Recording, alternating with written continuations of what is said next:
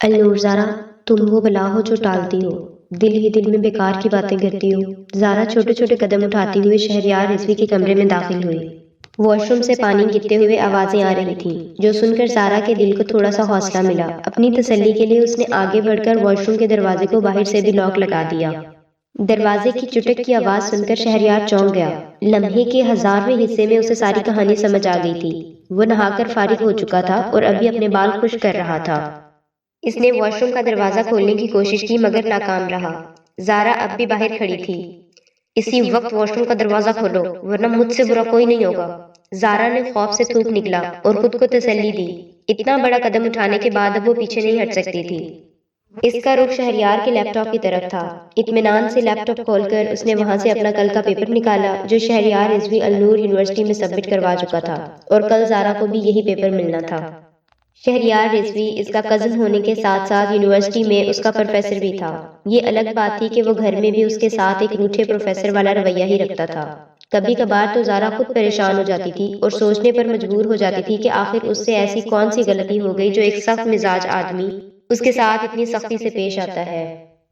اپنا کام پورا کرنے کے بعد وہ تیز تیز قدم اٹھاتے ہوئے شہریار کے کمرے سے نکل گئی۔ اس بات سے بالکل ناواقف تھی کہ شہریار کے کمرے میں تو کیمرے لگے ہوئے ہیں۔ دوسری طرف وہ زور زور سے واش روم کا دروازہ کھٹکھٹا رہا تھا، لیکن کمرے میں کوئی بھی موجود نہیں تھا۔ شہریار کی آج ایک بہت اہم میٹنگ تھی۔ وہ پروفیسر ہونے کے ساتھ ساتھ سیاستدان بھی تھا۔ اسے اگلے 20 منٹوں میں ہر حال میں ہال میں پہنچنا تھا، لیکن وہ بیوقوف لڑکی اسے یہاں بند کر کے چلی گئی تھی۔ اس نے زور سے دروازے پر لات ماری۔ آج اس لڑکی کو میرے ہاتھوں سے کوئی نہیں بچا سکتا۔ آج تو دادا جان کو بھی درمیان میں نہیں آنے دوں گا۔ اس نے دل ہی دل میں پکا ارادہ کیا، کیونکہ دن بدن زارا کی شرارتیں بڑھتی جا رہی تھیں۔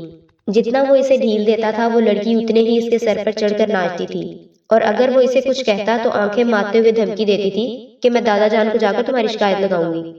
صبر کا گھونٹ پی کر رہ جاتا تھا۔ آج سے پہلے اس نے کبھی بھی کسی فرد کے معاملے میں اتنا صبر و تحمل سے کام نہیں لیا تھا۔ وہ بہت سخت مزاج کا مالک تھا اور گرم دماغ رکھتا تھا۔ تھوڑی سی بات بھی اس کے مزاج کے خلاف ہوتی تو وہ پوری حویلی کو سر پر اٹھا لیتا تھا، لیکن صرف یہ لڑکی تھی جس کے معاملے میں وہ خود پر اچھا خاصا کنٹرول رکھتا تھا۔ تقریباً 1.5 گھنٹے کے بعد ملازمہ دستک دیتی ہوئی شہریار کے کمرے میں داخل ہوئی، اور وہ جو مایوس ہو کر دیوار کے ساتھ ٹیک لگا کر کھڑا تھا، کمرے میں کسی کی موجودگی کا احساس ہوتے ہی زور زور سے دروازہ بجنے لگا۔ ملازمہ ڈرتے ڈرتے کمرے کا دروازہ کھولنے لگی۔ اگلے ہی پل وہ کمرے سے باہر آ گیا۔ لانچ پہ پہنچتے ہی وہ گلے سے زور سے دھاڑا، زارا ابھی اور اسی وقت یہاں آؤ ورنہ میں تمہارے ساتھ بہت برا سلوک کروں گا۔ زارا جو کہ سکون سے کچن کے شیڈ پر چڑھ کر بیٹھی تھی، موموز کھانے میں مصروف تھی۔ آج اس کا روزہ نہیں تھا، اس کے پیریڈز چل رہے تھے، اسی لیے وہ کھانے کا مزہ لے رہی تھی۔ باہر سے زوردار آوازیں سن کر وہ بے اختیار خوف سے تھوک نکل بیٹھی۔ گھبراہٹ میں اس نے موموز کی پلیٹ کو سائڈ پر رکھنا چاہا، لیکن وہ زمین پر گر کر ٹوٹ گئی۔ چچی جان فوراً کچن میں داخل ہوئی۔ اپنی جہیز کی پلیٹ کو ٹوٹا ہوا دیکھ کر انہوں نے زور زور سے سینہ پیٹنا شروع کر دیا۔ ہائے اللہ، یہ دیکھنے سے پہلے مجھے کچھ ہو کیوں نہیں گیا؟ میری امی کے دیے ہوئے جہیز کی پلیٹ تم نے توڑ دی۔ وہ شور مچاتے ہوئے اس کی طرف بڑھی۔ زارا جان گئی تھی کہ اب چچی جان کا اگلا عمل اسے مارنا ہوگا، اسی لیے وہ فوراً کمرے سے باہر کی طرف بھاگی، لیکن سامنے سے آنے والے شہریار سے ٹکرائی۔ ہائے میرے اللہ، میں مر گئی۔ یہ دیوار یہاں پرانے بازار کے کسی عاشق نے کھڑی کی ہے کیا؟ درد سے اس نے اپنی گردن اٹھاتے ہوئے کہا۔ واقعی الفاظ اس کے منہ میں ہی رہ گئے تھے۔ سامنے ہی شہریار رضوی کھڑا اسے نگل جانے والی نظروں سے دیکھ رہا تھا۔ میرے کمرے میں کس خوشی سے آئی ہی تم؟ اور میرے لیپ ٹاپ سے کیا نکالا ہے تم نے؟ مجھے کس خوشی میں تم نے واش روم میں بند کیا تھا؟ وہ ایک ایک لفظ چباتے ہوئے اس سے سوال کر رہا تھا۔ اللہ اللہ، کیا ہو گیا تمہیں؟ رمضان کے مہینے میں تو جھوٹے الزام لگانا چھوڑ دو۔ اس نے اپنے کانوں کو ہاتھ لگاتے ہوئے جھوٹ بولا اور پھر دادا جان کو دیکھتے ہی فوراً ان کے پاس جا کر کھڑی ہو گئی۔ دادا جان، اپنے اس پوتے کو سمجھاؤ، رمضان کے مہینے میں میرے اوپر الزام لگا رہے ہیں، اور جو تم رمضان کے مہینے میں سب سے چھپ کر کچن میں کھا رہی تھی اس کا کیا؟ فراز پتہ نہیں کہاں سے آ گیا تھا۔ اس بار زارا نے اسے کھانے والی نظریں دیکھ کر دیکھا اور پھر آنکھیں دکھاتی ہوئی بولی، یہ ہمارا پرسنل معاملہ ہے جو فی الحال میں تم سے شیئر نہیں کر سکتی۔ شہریار رضوی نے بے چینی سے پہلو بدلا اور اسے خاموش کرانے کا فیصلہ کیا، کیونکہ اس لڑکی پر کوئی بھروسہ نہیں تھا کہ اگلے ہی پل وہ فراز کے سامنے اپنا پرسنل معاملہ بھی ڈسکس کرتے۔ سلطان صاحب بھی میدان میں اتر آئے تھے۔ وہ اپنی پوتی کی شرارتوں سے واقف تھے اور یہ بات اچھی طرح جانتے تھے کہ ان کی پوتی شہریار رضوی سے بالکل بھی نہیں بنتی۔ نہ ہی شہریار اسے پسند کرتا تھا، وہ دونوں ایک دوسرے کے جانی دشمن تھے۔ زارا کھلے عام شرارتیں نہیں کرتی تھی، نہ ہی کھلے عام اسے پنگا لیتی تھی، جو بھی کام کرتی چھپ کر کرتی، اور بہت سوچ سمجھ کر اس شخص سے خفا ہونے کے باوجود بھی وہ شہریار سے ڈرتی تھی، کیونکہ بقول اس کے شہریار صاحب کا کوئی بھروسہ نہیں تھا، وہ کسی بھی وقت اس پر حملہ آور ہو سکتا تھا۔ میڈم زارا، میرے پاس ثبوت موجود ہے، اور میں آپ کو آخری بار کہہ رہا ہوں کہ آپ سچ بول دیں، آپ کے لیے یہی بہتر ہوگا، ورنہ پھر جو کچھ میں آپ کے ساتھ کروں گا وہ آپ کے لیے کسی بھی صورت قابل قبول نہیں ہوگا۔ او ہیلو، جب میں نے کچھ کیا ہی نہیں تو پھر میں آپ کی بات کیوں مانوں؟ اور اگر آپ کے پاس ثبوت ہے تو دکھائیں، ورنہ یہاں سے چلے جائیں، میرے پاس بہت سے کام ہے کرنے کو۔ سلطان صاحب کو دیکھ کر وہ پھر سے خود کو ہوا میں اڑتا ہوا محسوس کر رہی تھی۔ شہریار رضوی نے مضبوطی سے اپنے بازو کھینچ لیے تھے۔ اگر یہ کام کسی اور کزن یا اس کی اپنی بہن بھائی نے کیا ہوتا تو وہ ان کا منہ توڑنے میں ایک سیکنڈ بھی ضائع نہ کرتا۔ اس نے اپنا موبائل نکالا اور کیمرے کی ریکارڈنگ سلطان صاحب کی نظروں کے سامنے لہرا دی۔ مجھے امید ہے دادا جان، اب آپ اس پر یقین نہیں کریں گے۔ دادا جان ابھی وہ ویڈیو دیکھ ہی رہے تھے کہ زارا نے فون ان کے ہاتھوں سے کھینچ لیا، اور پھر اپنے ہونٹوں پر ہاتھ رکھتے ہوئے ڈرامائی انداز میں بولی، توبہ توبہ دادا جان، دیکھیں نا صاف نظر آ رہا ہے یہ اے آئی ہے، یہ تو میں ہو ہی نہیں سکتی۔ سلطان صاحب کی انگلیاں ٹیڑھی تھیں، وہ ابھی بھی ماننے کو تیار نہیں تھے۔ شہریار رضوی بس اس کا دل نہیں چاہ رہا تھا کہ وہ زندہ نکلے، یہ سب اس کے صبر کا امتحان بن گیا تھا۔ چلو میرے ساتھ، وہ ہر لفظ کو غور سے کہتا گیا۔ دادا جان، زارا آہستہ سے منمنائی۔ سلطان صاحب نے شہریار رضوی کو روکنا چاہا، لیکن اس نے کچھ سنے بغیر زارا کا بازو پکڑ کر اسے اپنے ساتھ گھسیٹتے ہوئے حویلی کے اندر سے باہر نکال دیا۔ سلطان صاحب فوراً آقا کے کمرے کی طرف دوڑے، جو دروازہ اندر سے لاک لگا کر فل ایئر کنڈیشنر چلاتے ہوئے ہانپ رہے تھے۔ انہیں نیند سے جگانا جوا کھیلنے سے بدتر سمجھا جاتا تھا۔ وہ بے بسی کے مارے دروازے کو گھورتے رہ گئے۔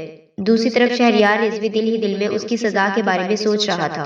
اسے اپنے ساتھ گھسیٹتے ہوئے لے جا رہا تھا کہ اچانک ایک ملازم دوڑتا ہوا اس کے پاس آیا اور گھبرائے ہوئے لہجے میں بولا، صاحب جی، آپ کو ایک ضروری بات بتانی ہے۔ وہ کافی خوفزدہ لگ رہا تھا۔ شہریار کو شدت سے کچھ غلط ہونے کا احساس ہوا۔ جلدی بولو، میرے پاس زیادہ وقت نہیں ہے۔ ملازم نے ایک نظر اس کے برابر کھڑی زارا پر ڈالی اور پھر نظریں جھکا لی۔ شہریار کو اندازہ ہو گیا کہ یہ بات زارا کی طرف سے ہے۔ کل ہی اس نے زارا کو گھوڑے پر سواری کرنے کی اجازت دی تھی۔ وہ رات کو زور و شور سے گھر والوں کو اپنا قصہ سنا رہی تھی۔ اس نے قصے کو مکمل طور پر نظر انداز کر دیا تھا کہ اس کی وجہ سے ایک نسلی گھوڑا بھاگ گیا تھا۔ حالانکہ وہاں کام کرنے والے نے زارا کو منع بھی کیا تھا کہ یہ گھوڑی ابھی نئی نہیں ہے، آپ اس پر گھڑ سواری نہیں کر سکتی، لیکن وہ زارا ہی کیا جو کسی کی بات مان لے۔ جب وہ گھوڑی کو بڑے میدان میں چھوڑ کر آیا تو گھوڑی نے فوراً دوڑ پکڑ لی۔ زارا اسے دیکھتی ہی رہ گئی تھی۔ اس نے وہاں کام کرنے والوں کو سختی سے منع کیا تھا کہ شہریار رضوی جیسے ظالم کو اس کے بارے میں بالکل نہ بتائے، مگر ایک ملازم نے غلط وقت پر سارا معاملہ شہریار کو بتا دیا۔ زارا کو سمجھ نہیں آ رہا تھا کہ وہ کہاں چھپ جائے۔ جب اس نے اپنے ہاتھوں سے شہریار کی گرفت مضبوط ہوتی ہوئی محسوس کی تو وہ خوف سے تھوک نکل گئی۔ دل کر رہا تھا کہ وہ گھوڑی کی طرح یہاں سے دور بھاگ جائے، لیکن مسئلہ یہ تھا کہ اس کے پیچھے ایک زخمی شیر پڑا تھا۔ شہریار نے ملازم کو وہاں سے جانے کا اشارہ کیا۔ زارا کی آنکھوں میں جھانکتا ہوا کھانے والے انداز میں بولا، میں نے تمہیں ڈھیلا چھوڑ کر دیکھا ہے، تم اس قابل ہی نہیں ہو کہ تمہارے ساتھ نرمی سے پیش آیا جائے۔ اسے لے کر گھوڑوں کے استبل میں آ گیا، جہاں کچھ لوگ کام کر رہے تھے۔ اس نے ان لوگوں کو کام چھوڑنے کے لیے کہا، پھر زارا کی طرف متوجہ ہوتے ہوئے بولا، اس پورے استبل کو شیشے کی طرح چمکا دو۔ زارا کو لگا اس کے کانوں نے کچھ غلط سن لیا ہو۔ اس نے تو کبھی اپنے کمرے کی چادر تک ٹھیک نہیں کی تھی، کمرے کی جھاڑو لگانا تو دور کی بات، وہ ابھی یہ بندہ مجھے گھوڑوں کے استبل صاف کرنے کے لیے کہہ رہا ہے۔ آپ میرے ساتھ مذاق کر رہے ہیں؟ وہ لڑکھڑاتے ہوئے لہجے میں بولی۔ کیا تمہیں لگتا ہے مس زارا کہ میں اس قدر سنجیدہ صورتحال میں تمہارے ساتھ مذاق کروں گا؟ وہ 2 قدم اس کی طرف بڑھتے ہوئے بولا۔ زارا بے ساختہ خوف سے پیچھے ہٹی، لیکن دیوار ہونے کی وجہ سے وہ اس کے ساتھ لگ کر کھڑی ہو گئی تھی۔ وہ پھر اپنے ہونٹوں پر زبان پھیرتے ہوئے بولی، وہ مسٹر شہریار میرا روزہ ہے۔ مس زارا، آپ نے خود ہی مجھے بتایا تھا کہ آپ کا کوئی پرسنل معاملہ چل رہا ہے، جس کی بنیاد پر آپ روزہ نہیں رکھ رہی، تو یہ بہانہ تو کام نہیں کرے گا، مگر اس کے علاوہ اگر آپ کے پاس کوئی بہانہ ہے تو آپ بنا کر دیکھ لیں، ہو سکتا ہے آپ کامیاب ہی ہو جائیں۔ اس بار زارا نے غور سے شہریار کے چہرے کی طرف دیکھا اور ہمت کرتے ہوئے نرم لہجے میں بولی، وہ مسٹر شہریار، میرے پیریڈز چل رہے ہیں، میرے لیے سب کچھ کرنا بہت مشکل ہے، ابھی پیٹ میں شدید درد ہو رہا ہے۔ شہریار کا غصہ آسمان کو چھونے لگا۔ اسے امید نہیں تھی کہ زارا اتنی صاف گوئی کرے گی اور وہ بے اختیار اس کے 2 قدم پیچھے ہٹ کر کھڑا ہو گیا، جبکہ زارا خاموشی سے اپنی انگلیاں چاٹنے لگی تھی۔ وہ دل ہی دل میں بہت خوش تھی۔ چند لمحے یوں ہی خاموشی میں گزر گئے۔ زارا کو تھوڑی سی ہمت ہوئی تو وہ معصومیت سے آنکھیں ٹمٹماتے ہوئے بولی، مسٹر شہریار، اگر ہو سکے تو مجھے 2-3 چاکلیٹ لا دے۔ آپ کو تو پتا ہے نا کہ اس حالت میں بہت زیادہ مزاج بدلتا رہتا ہے۔ اگر چاکلیٹ مل جائے تو میرا مزاج تھوڑا بہتر ہو جائے گا۔ شہریار اس وقت روزے کی حالت میں تھا اور یہ باتیں سن کر اس کا صبر امتحان دے رہا تھا۔ شہریار نے دل سے خواہش کی تھی کہ کاش وہ کسی اور حالت میں اس کے پاس ہوتی اور وہ ایسی باتیں کرتی تو اس کا دماغ ٹھیک ہو جاتا۔ ٹھیک ہے مس زارا، اب تو آپ کی سزا رات کو شروع ہوگی، کیونکہ ابھی آپ کو دینے کے لیے میرے پاس اس کے علاوہ کوئی سزا نہیں۔ وہ اسے اپنی نظریں جمائے ہوئے بولتا رہا، جس سے وہ کانپنے لگی۔ اور جو پیپر آپ نے میرے لیپ ٹاپ سے کاپی کیا ہے، بدقسمتی سے کل وہ پیپر امتحان میں نہیں آئے گا۔ اسے میرا احسان سمجھ لیں کہ میں نے آپ کو پہلے ہی بتا دیا۔ جتنے بھی سوال آپ نے اس پیپر میں دیکھے ہیں ان میں سے کوئی بھی امتحان میں آپ کو نہیں ملے گا۔ یہ کہہ کر وہ لمبی لمبی سانسیں لیتے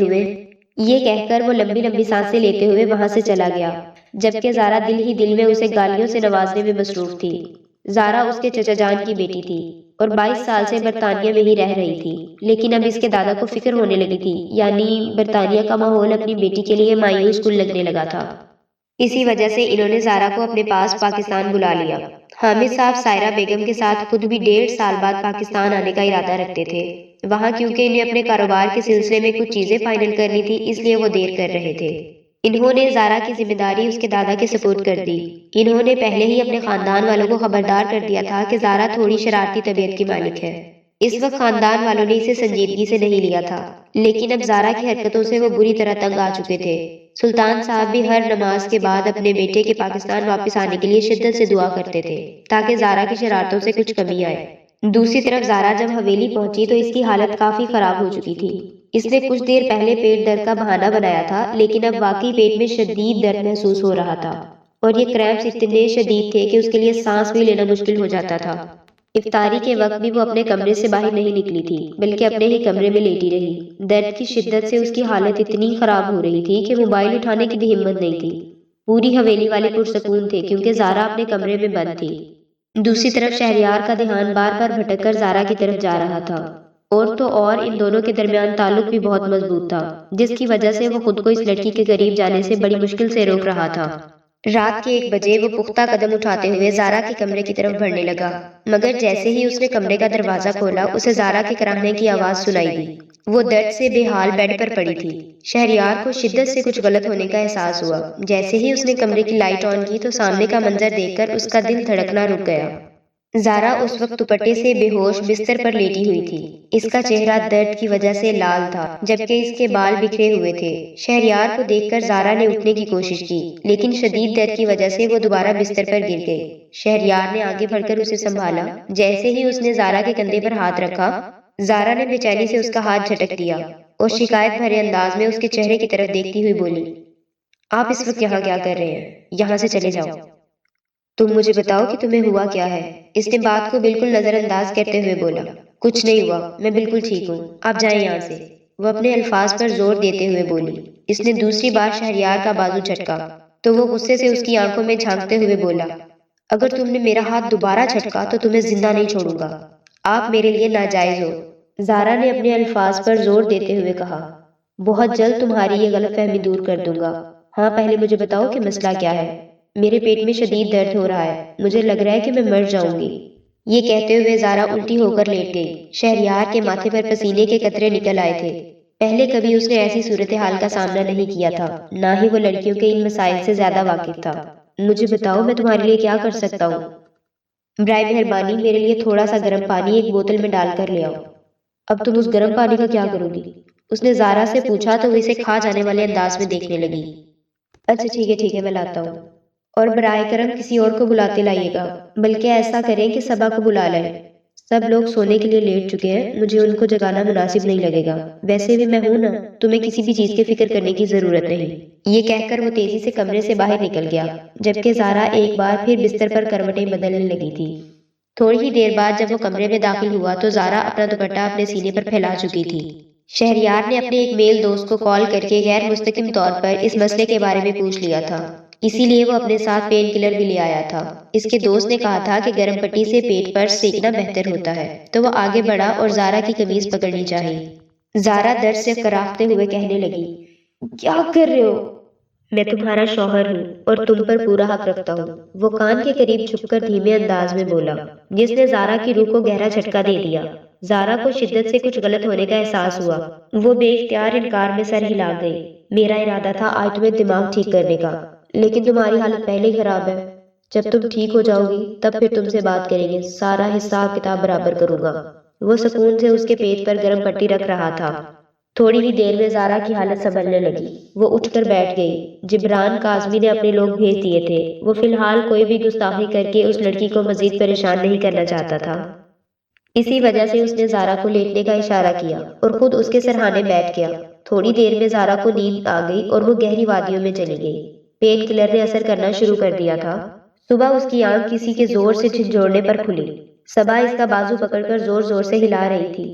اٹھ بھی جا، کیا گدھے گھوڑے بیچ کر سوئی ہوئی ہو؟ آج زولوجی کا پیپر ہے، اگر ہم وقت پر النور یونیورسٹی میں نہیں پہنچے تو ہمارے ہی کزن صاحب ہمیں پیپر میں نہیں بیٹھنے دیں گے، اجازت ہی نہیں دیں گے۔ یہ سن کر زارا مزید گھبرا گئی تھی، کیونکہ کل رات اس نے پیپر کی بالکل بھی تیاری نہیں کی تھی۔ اسے تو سلیبس کے بارے میں بھی بالکل نہیں پتا تھا، اور اگر ابھی وہ اس کورس میں فیل ہو گئی تو اسے اگلے سیمسٹر میں بھی یہی کورس پڑھنا تھا۔ یہ سوچ کر ہی اس کے جسم میں سرد پسینہ چھا گیا تھا، اور دوسری طرف رات میں ہونے والے واقعات بھی اس کے ذہن میں گھوم رہے تھے۔ اسے لگا کہ اس نے رات کو کوئی ڈراؤنا خواب دیکھا ہے، یہ حقیقت نہیں ہو سکتی۔ وہ آدمی یہ سب کیسے کر سکتا ہے؟ وہ اس سے یہ سب باتیں کیسے کر سکتا ہے؟ یہی سوچ سوچ کر زارا کا دماغ پھٹ رہا تھا۔ تیار ہو کر جب وہ نیچے آئی تو اس کی آنکھیں غیر ارادی طور پر شہریار رضوی کو تلاش کر رہی تھی، جو کہیں بھی موجود نہیں تھا۔ اس کے دل کو تھوڑی سی تسلی ملی، وہ اطمینان سے ناشتہ کرنے لگی۔ بالکل اسی وقت کسی نے اس کے سامنے والی کرسی گھسیٹی۔ زارا نے جب نظریں اٹھائی تو اس کے سامنے بیٹھا ہوا شخص اپنے لیے گلاس میں جوس ڈال رہا تھا۔ اس نے ایک نظر زارا کو دیکھا تو وہ دوبارہ نظریں نیچے کر کے اپنے لیے ناشتے کی طرف متوجہ ہو گئی۔ آج شہریار کی نظریں اسے تنگ کر رہی تھی۔ اس کا ارادہ سلطان صاحب سے اپنے اور شہریار کے نکاح کے بارے میں پوچھنے کا تھا، لیکن اسے موقع ہی نہیں ملا۔ جب وہ النور یونیورسٹی میں پہنچی تو سب سے پہلے اس کی ملاقات فراز ملک سے ہوئی، جو آج وہیں بے چینی سے گھوم رہا تھا۔ فراز کو دیکھتے ہی اس نے ایک ٹھنڈی سانس نکالی۔ وہ فراز خان سے محبت کرتی تھی، فراز بھی اسے بے حد پسند کرتا تھا۔ وہ دونوں برطانیہ میں ایک ہی کالج میں پڑھتے تھے۔ بعد میں جب وہ پاکستان آئی تو فراز بھی اس کے پیچھے پیچھے پاکستان آ گیا۔ زارا کو دیکھتے ہی وہ اس کی طرف بڑھا اور بے چینی سے بولا، یار کیا کرتی ہو تم؟ کل سے میں تمہیں کال کر رہا ہوں لیکن تم نے میری کوئی بھی کال نہیں اٹھائی، تمہارا نمبر بھی بند جا رہا ہے، کہاں مصروف ہوتی ہو؟ تمہیں میری ذرا بھی پرواہ نہیں ہے۔ میری طبیعت تھوڑی خراب تھی، زارا نے اس سے نظریں چراتے ہوئے کہا۔ آج اس کے لیے فراز سے آنکھیں ملانا مشکل ہو رہا تھا۔ فراز نے اس کی ہچکچاہٹ محسوس کی، اس لیے فکر مندی سے بولا، اب کیسی ہو تم؟ ٹھیک تو ہو نا؟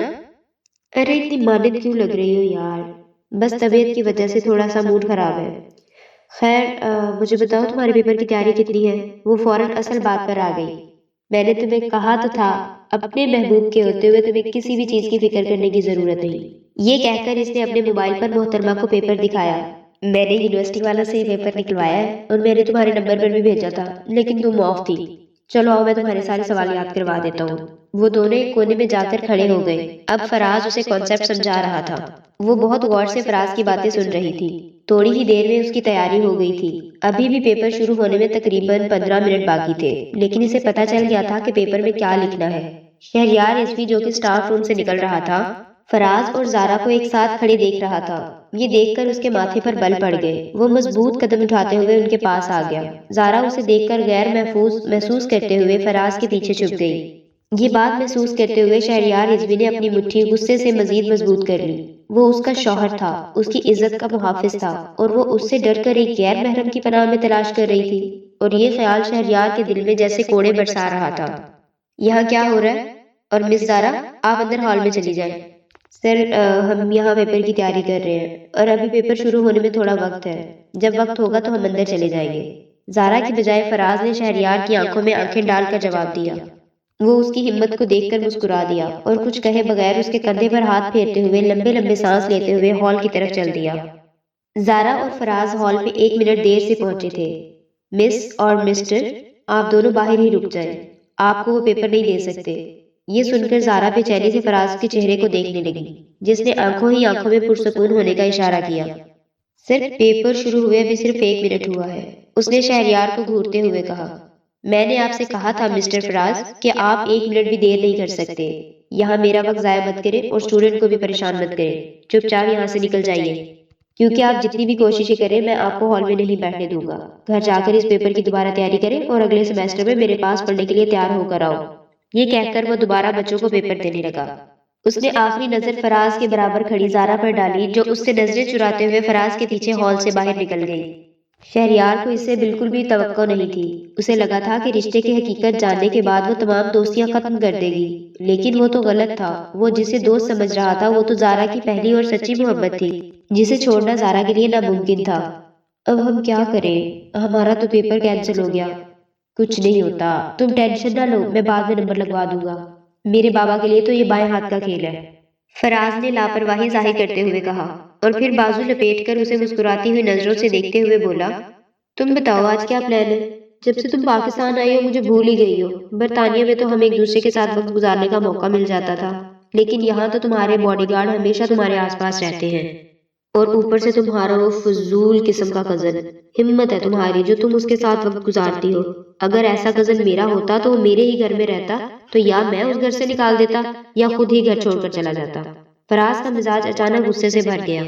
وہ خود ایک بہت بڑے خاندان سے تعلق رکھتا تھا، اس کے بابا بھی سیاست کی دنیا کے جانے مانے بادشاہ تھے اور شہریار رضوی کی مخالف پارٹی میں سے تھے۔ شہریار کے منصور ملک صاحب سے بالکل بھی نہیں بنتے تھے، کیونکہ منصور ملک ایک انتہائی خراب انسان تھا۔ وہ غیر قانونی سرگرمیوں میں ملوث ہونے کے ساتھ ساتھ بے رحم شخص تھے۔ وہ معصوم لڑکیوں کے اسمگلنگ میں بھی شریک تھے۔ شہریار رضوی کو پتا تھا کہ فراز اسی کا بیٹا ہے، اور اسی وجہ سے اس نے کئی بار زارا کو فراز سے الگ رہنے کے لیے کہا تھا۔ زارا ہر بار اسے کہتی تھی کہ میرا فراز سے کوئی تعلق نہیں، میں تو اس سے سلام بھی نہیں کرتی۔ پہلے ہماری صرف دوستی تھی، لیکن اب میں نے وہ دوستی بھی ختم کر دی۔ وہ سب باتیں اس لیے کرتی تھی کیونکہ وہ ڈرامہ نہیں چاہتی تھی، لیکن آج شہریار نے دونوں کو اپنی آنکھوں سے ایک ساتھ دیکھ لیا تھا، اور جس طرح وہ فراز کے پیچھے چھپ رہی تھی اور فراز اس کی ڈھال بن رہا تھا، یہ سب نظر انداز کرنا بالکل ممکن نہیں تھا۔ شہریار یونیورسٹی سے فارغ ہو کر سیدھا جرگے میں گیا۔ اس کے بعد اس کا ارادہ تھا کہ حویلی جا کر زارا سے حساب کتاب برابر کرے۔ دوسری طرف زارا سب کچھ بھول کر فراز کے ساتھ گھوم رہی تھی۔ پہلے وہ لوگ شاپنگ کرنے گئے، پھر دونوں پارک میں، اور اب ساحل سمندر پر واک کر رہے تھے۔ زارا جب فراز کے ساتھ ہوتی تو وہ سب کچھ بھول جاتی تھی۔ ابھی بھی اسے صرف اتنا معلوم تھا کہ وہ اپنے محبوب کے ساتھ ہے۔ تمہاری شادی کا کیا ارادہ ہے؟ فراز نے اس کی آنکھوں میں دیکھتے ہوئے سیدھے انداز میں سوال کیا۔ میں تو کل ہی بارات لے کر آ جاؤں، تم بس مجھے اجازت دے دو، فراز نے شوق لہجے میں کہا۔ زارا سر جھکا کر مسکرا دی۔ جب بھی فراز اس طرح اس کی حوصلہ افزائی کرتا تھا تو اس کی ایک انجان سی خوشی محسوس ہوتی تھی۔ ابھی نہیں، ابھی تھوڑا سا وقت رکو، جب میں کہوں گی تب تم بارات لے کر آنا، اسے چمکتی آنکھوں سے دیکھتے ہوئے بولی تو فراز اب مسکرا دیا، اور ایک بار پھر اس کا ہاتھ اپنے ہاتھوں میں لے کر چہل قدمی کرنے لگا۔ دوسری طرف شہریار رضوی حویلی پہنچا تو سب سے پہلے زارا کے کمرے میں گیا، لیکن اس کا کمرہ خالی تھا۔ واش روم کا دروازہ بھی کھلا ہوا تھا، اندر کوئی نہیں تھا۔ اس نے صبا سے پوچھا تو صبا نے بھی لاپرواہی ظاہر کی۔ سلطان صاحب جو کہ اپنا پسندیدہ ڈرامہ دیکھنے میں مصروف تھے، ڈرامے کے دوران کہا کہ وہ اپنی کسی دوست کے ساتھ افطاری کرنے گئی ہے، رات کو دیر سے واپس آئے گی۔ یہ سن کر شہریار کے جسم و جان میں آگ لگ گئی تھی۔ آپ نے اسے اجازت کیوں دی؟ آپ جانتے بھی ہیں کہ شہر کے حالات کیسے ہیں؟ دادا اب چونک کر اس کی طرف متوجہ ہوئے۔ کیا ہو گیا بیٹا، اتنا غصہ کیوں کر رہے ہو؟ وہ کوئی چھوٹی بچی نہیں ہے، اور جس طرح کے ماحول سے وہ آئی ہے مجھے اس پر فضول کی پابندیاں لگانا صحیح نہیں لگ رہا۔ دادا جان، اس کے لیے بھی پابندیاں ضروری ہیں، کم از کم اسے اجازت دینے سے پہلے تمہیں ایک بار مجھ سے پوچھ تو لینا چاہیے تھا۔ وہ ان کی آنکھوں میں جھانکتے ہوئے انہیں یقین دلاتے ہوئے بولا تو سلطان صاحب چند لمحوں کے لیے خاموش ہو گئے۔ انہوں نے اپنے پوتے کے چہرے پر ایک عجیب سی بے چینی دیکھی، جسے محسوس کر کے وہ خود بھی بے چین ہو گئے۔ کیا ہوا؟ تم مجھے تھوڑا سا پریشان لگ رہے ہو۔ میں بس چاہتا ہوں کہ آپ جلد از جلد ہمارے نکاح کا اعلان کروا دیں اور میری اس کے ساتھ رخصتی کروا دیں، میں اب مزید انتظار نہیں کر سکتا۔ یہ سن کر سلطان صاحب خوشگوار انداز میں مسکرا دیے۔ بیٹا، ہم نے تو پہلے بھی یہ کہا تھا، لیکن تم نے خود ہی منع کیا تھا کہ وہ ابھی چھوٹی ہے۔ وہ بالکل بھی چھوٹی نہیں ہے، نہ ہی اتنی معصوم ہے جتنا میں اسے سمجھتا تھا۔ وہ پورے دن کی ہے، اسے ہر چیز کا علم ہے۔ بس عید کے فوراً بعد تم میری اس کے ساتھ رخصتی کروا دو اور ابھی خاندان والوں کو ہمارے نکاح کے بارے میں بتا دو۔ یہ کہہ کر وہ لمبی لمبی سانسیں لیتے ہوئے دوبارہ حویلی سے باہر نکل گیا تھا۔ اس کا دماغ غصے سے بھرا ہوا تھا۔ وہ جانتا تھا کہ اس کا غصہ تب تک نہیں اترے گا جب تک وہ اسے دیکھ نہیں لیتا۔ محترمہ رات کو کافی دیر سے گھر واپس آئی تھی۔ وہ بہت زیادہ تھکی ہوئی تھی۔ اس کا ارادہ لمبی نیند لینے کا تھا۔ پیپر کینسل ہونے کی ٹینشن بھی اس کے دماغ سے نکل چکی تھی۔ جیسے ہی وہ اپنے کمرے میں داخل ہوئی، کسی نے اس کا بازو پکڑ کر اسے اپنی طرف کھینچ لیا۔ وہ چیخنے کی کوشش کرنے لگی، لیکن شہریار نے اس کے ہونٹوں پر ہاتھ مضبوطی سے رکھ کر اس کی چیخ دبا دی۔ اس وقت وہ اس کے انتہائی قریب کھڑا تھا۔ ان دونوں کے درمیان فاصلہ تقریباً نہ ہونے کے برابر تھا، اور اس کے کان میں جھک کر گرجتے ہوئے بولا، میں نے تمہیں بہت پہلے سمجھایا تھا، مجھے جھوٹ بولنے والوں اور دھوکہ دینے والوں سے شدید نفرت ہے، اور میں نے تم سے یہ بھی کہا تھا کہ میری باتوں کو اپنے ذہن میں اچھی طرح بٹھا لو تاکہ بعد میں تمہیں مشکلات کا سامنا نہ کرنا پڑے۔ اس کی گرفت مضبوط ہوتی گئی۔ تکلیف کے مارے زارا کی آنکھوں میں آنسو آ گئے۔ کیا کر رہے ہو تم؟ مجھے درد ہو رہا ہے، اور تم کس حق سے مجھے یہ سب کچھ کہہ رہے ہو؟ تم میری بیوی ہو۔ وہ ایک ایک لفظ کو چباتے ہوئے بولا۔ میرے نزدیک اس رشتے کی کوئی اہمیت نہیں۔ میں دادا جان سے کل ہی بات کروں گی کہ وہ اس رشتے کو ختم کر دے۔ اس سے پہلے کہ وہ مزید کچھ کہتی، شہریار اس کے چہرے کو تھام چکا تھا۔ پہلے میں نے سوچا تھا کہ تم چھوٹی ہو، اس رشتے کو سمجھنے کے لیے قابل نہیں، اس لیے تمہیں تھوڑا وقت دے دیا، لیکن اب مجھے اندازہ ہو گیا ہے کہ تم میری سوچ سے بھی زیادہ سمجھدار ہو۔ اب تمہیں ایک سیکنڈ کا وقت بھی نہیں ملے گا، اور جو بھوت تمہارے دماغ پر سوار ہے، آج میں وہ بھوت بھی اتار دوں گا۔ اس نے زارا کو پیچھے کی طرف دھکا دیا، اور وہ اپنا وقار برقرار نہ رکھ سکی اور بستر پر گر پڑی۔ جب شہریار کے ارادے کو سمجھا تو وہ بہت بے چین ہو گئی۔ اس نے تیزی سے انکار کیا اور نہ میں سر ہلایا، اور آہستہ لہجے میں کہا، میرے قریب بھی مت آنا۔ اگر تم نے مجھے ہاتھ لگانے کی کوشش کی تو میں خود کو کچھ کر لوں گی۔ اگر تمہیں لگتا ہے کہ میں تمہاری ان دھمکیوں سے ڈر جاؤں گا تو یہ تمہاری بہت بڑی غلط فہمی ہے۔ بھاری اور نشے میں دھت لہجے میں وہ کہنے لگا۔ وہ اس پر سایہ فگن ہو چکا تھا۔ اس کا ارادہ اس لڑکی کے ساتھ زبردستی کرنے کا نہیں تھا، بلکہ وہ بس اسے یہ بتانا چاہتا تھا کہ وہ اس کے جسم اور اس کی سانسوں کا اکلوتا مالک ہے۔ اس نے زارا کے بالوں میں اپنا چہرہ چھپا لیا، اس کی خوشبو کو اپنے اندر جذب کرنے لگا۔ زارا کی حالت ایسی تھی جیسے پانی کے بغیر مچھلی، اور اس کی گرفت میں بری طرح پھڑپھڑا رہی تھی۔ اگلے ہی پل وہ اس کی کمر بھی پکڑ چکا تھا۔ اس نے زارا کے بالوں سے اپنا چہرہ ہٹایا اور اس کی آنکھوں میں دیکھا، اور اسے شکایت بھرے انداز میں گھور رہی تھی۔ اب آپ میرے ساتھ جبر نہیں کر سکتے، میں آپ کو اس کی اجازت نہیں دیتی۔ برائے کرم مجھ سے دور ہو جاؤ، مجھے تمہارے وجود سے نفرت محسوس ہو رہی ہے۔ یہ سنتے ہی وہ غصے سے بے قابو ہو گیا۔ جب بھی وہ لڑکی کے ساتھ نرمی کا ارادہ کرتا تو وہ کوئی نہ کوئی ایسی بات کہہ دیتی جس سے اس کا غصہ دوبارہ بھڑک اٹھتا۔ اس بار بھی وہ اس کے ہونٹوں کو اپنی گرفت میں لے چکا تھا۔ ذرا اس دوران بھی احتجاج کر رہی تھی۔ تھوڑی ہی دیر جب وہ اس سے الگ ہوا تو زارا کے لیے سانس لینا بھی مشکل ہو گیا تھا۔ وہ اپنے سینے پر ہاتھ رکھے اپنی سانسوں کو سنبھالنے کی کوشش کر رہی تھی، جبکہ وہ اس کے چہرے کے ہر نقش کو یاد کر رہا تھا۔ میں تمہیں آخری بار سمجھا رہا ہوں، فراز سے دور رہو، دوبارہ تمہیں اس کے ساتھ نہیں دیکھوں گا۔ اس کے بالوں میں انگلیاں پھیرتے ہوئے نرم لہجے میں بولا، تمہاری یہ غلطی میں پہلی اور آخری سمجھ کر معاف کر رہا ہوں، لیکن اس کے بعد تمہیں دوبارہ غلطی کرنے کا کوئی موقع نہیں ملے گا، نہ میں تمہیں معاف کروں گا۔ اس کی حالت دیکھ کر وہ تھوڑا دور ہو کر بیٹھ گیا۔ زارا نے اس کی آنکھوں میں دیکھ کر بدتمیزی سے کہا، یہ کوئی غلطی نہیں، میں اس شخص سے محبت کرتی ہوں، بہت جلد تم سے طلاق لے کر میں اس شخص سے شادی کر لوں گی۔ میں تمہارے ساتھ ایک سیکنڈ بھی نہیں گزار سکتی، مجھے گھٹن ہوتی ہے، نہ میں تمہارے ساتھ مر مر کر جینا چاہتی ہوں، میں کھل کر اپنی زندگی جینا چاہتی ہوں جہاں صرف آزادی ہو اور میں اپنی مرضی کی مالک ہوں۔ مجھے تمہاری غلام یا ملازمہ نہیں بننا۔ وہ نہ جانے کیا کیا کہہ رہی تھی، جبکہ شہریار رضوی کا دھیان تو صرف اس کے ایک لفظ پر ٹکا ہوا تھا۔ اگلے ہی لمحے وہ مکمل طور پر اپنی گرفت میں لے چکا تھا۔ اس سے پہلے کہ اس کی ٹانگوں کو کنٹرول کرتا اسے کسی چیز کی موجودگی کا احساس ہوا۔ وہ نہ چاہتے ہوئے بھی رک گیا تھا۔ پہلے میں تمہارے اس عاشق کا کچھ کروں گا، پھر تمہارے ساتھ اپنا حساب کتاب برابر کروں گا۔ تب تک تم اس کمرے میں قید رہو گی، یہاں سے بھاگنے کی کوشش بھی مت کرنا ورنہ بہت زیادہ نقصان اٹھاؤ گی۔ تمہاری قسمت ہے کہ آج تم بچ گئی ہو۔ اب تمہارے پاس اس رشتے کو قبول کرنے کے سوا کوئی چارہ نہیں۔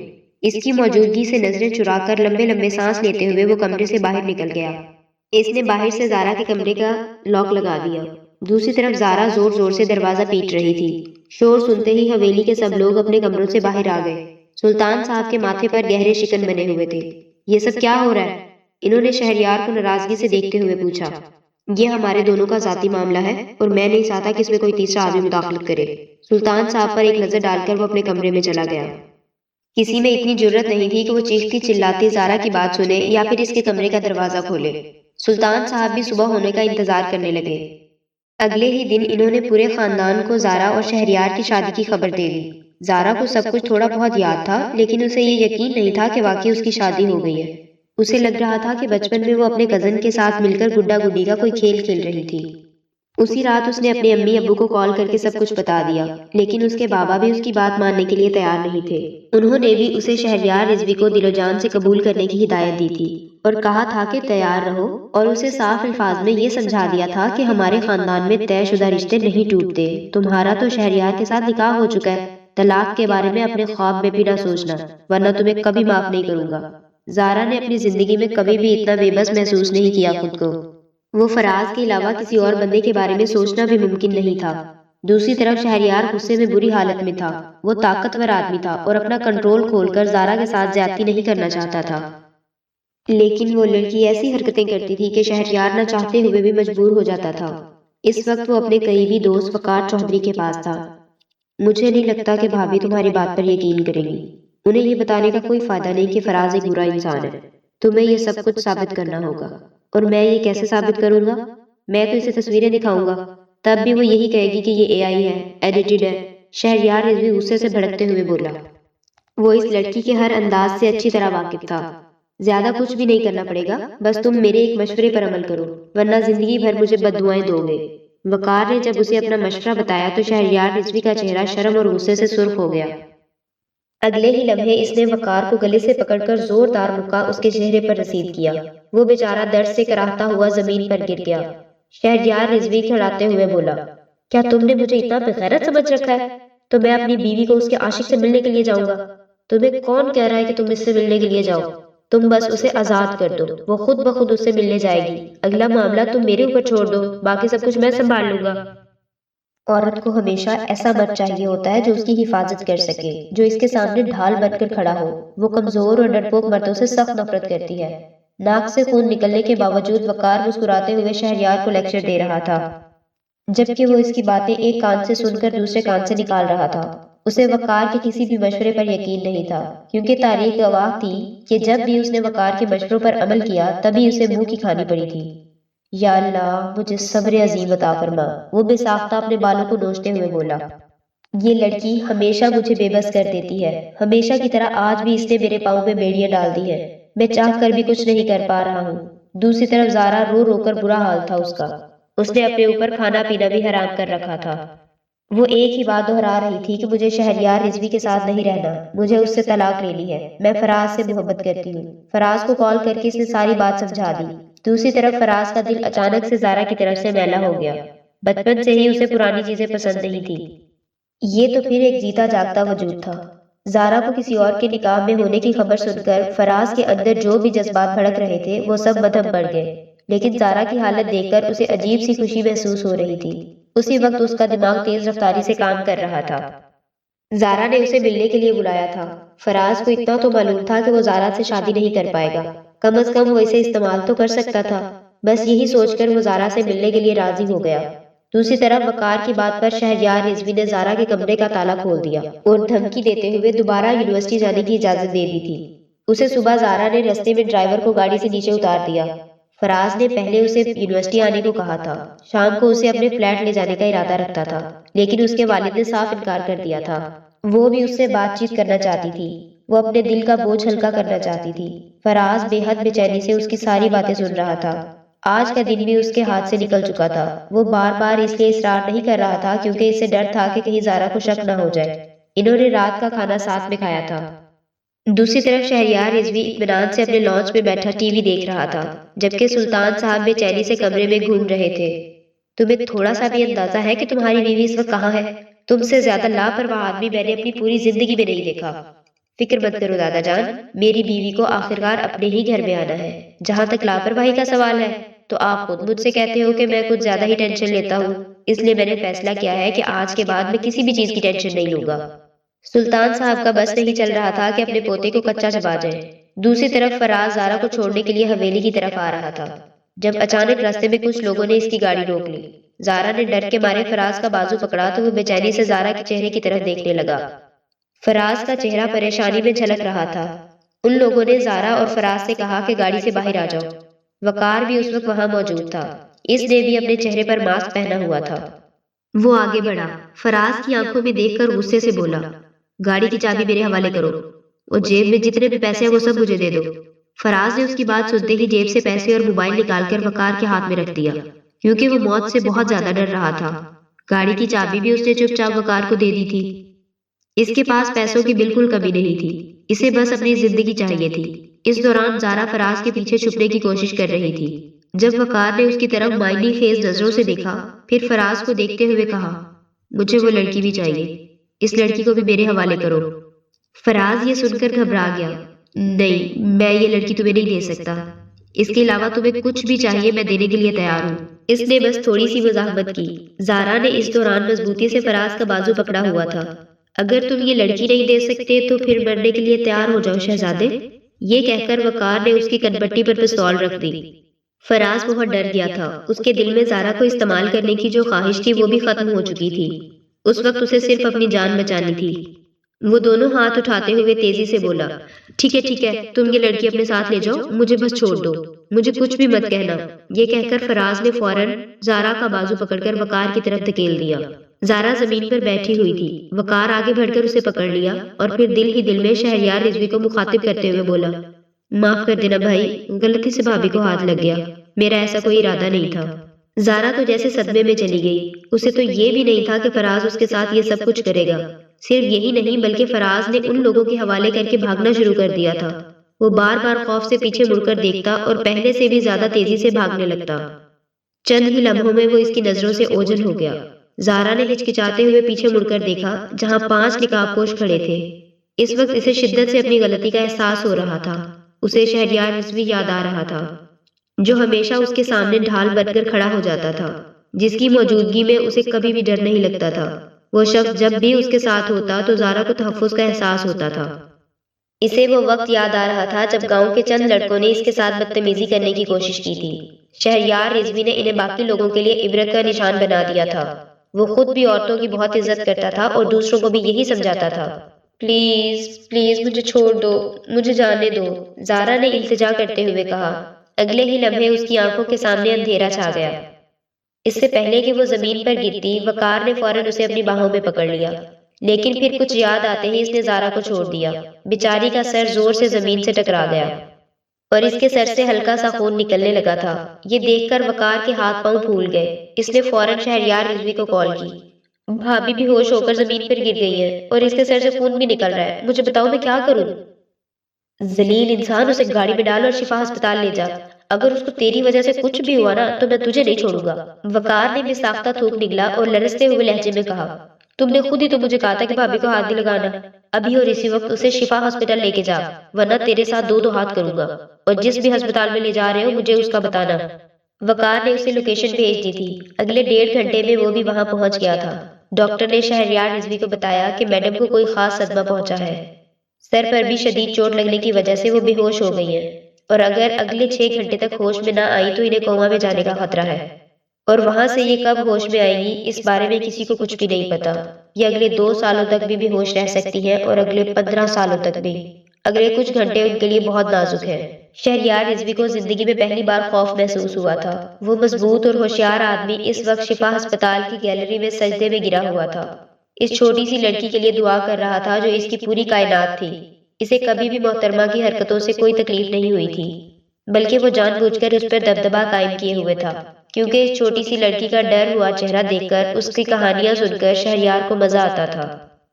اس وقت کے دوران اسے پتہ ہی نہیں چلا کہ وہ اس لڑکی سے محبت کرنے لگا ہے۔ وہ صرف اچھے وقت کا انتظار کر رہا تھا تاکہ اسے اپنی نئی اور خوشگوار زندگی کی شروعات کر سکے، لیکن اس دوران یہ سب کچھ ہو جائے گا یہ اسے اپنے خوابوں میں بھی نہیں سوچا تھا۔